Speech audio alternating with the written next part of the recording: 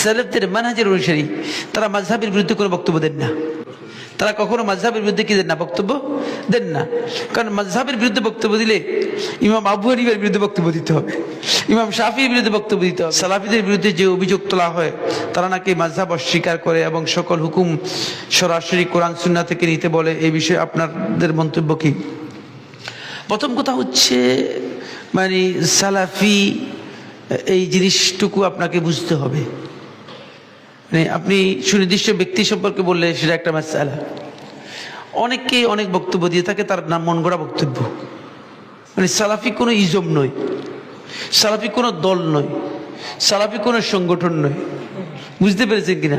সুতরাং কোনো ব্যক্তি যদি তার ব্যক্তিগত বক্তব্য দিয়ে থাকে, এটা গোটা সালাফিদেরকে বলে এটাকে কমন করে দেয়া, পাইকারি দরে মেরে দেয়া, এই বক্তব্য সঠিক নয়। এই বক্তব্য কি সঠিক নয়?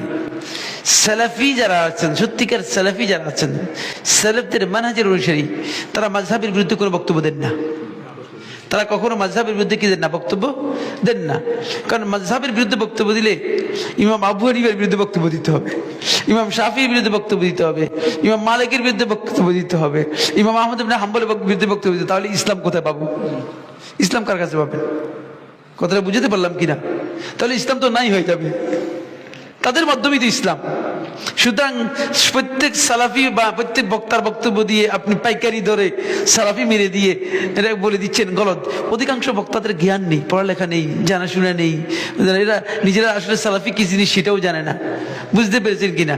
আন্দাজে ওই লোকের বক্তব্যের উপর নির্ভর করে আপনি সালাফি বলেই সবাইকে পাইকারি ধরে মেরে দিলেন, হলো না। এ বক্তব্য শুদ্ধ নয়। সালাফিরা মাযহাবকে অস্বীকার করে না, মাযহাবকে অস্বীকার করে না। মাযহাব হচ্ছে অপিনিয়ন, মাযহাব হচ্ছে মতামত। হ্যাঁ, যদি আপনি মাযহাবকে দ্বীন মনে করেন তাহলে এটা অবশ্যই অস্বীকারযোগ্য। আপনি যদি মনে করেন মাযহাব হচ্ছে দ্বীন, আমি আবু হানিফার দ্বীন অনুসরণ করি, তাহলে আপনি অবশ্যই ভুল কাজ করতেছেন, অবশ্যই ভুল কাজ করতেছেন। মাযহাব হচ্ছে অপিনিয়ন, অপিনিয়ন আপনি গ্রহণ করতে পারেন, বর্জন করতে পারেন।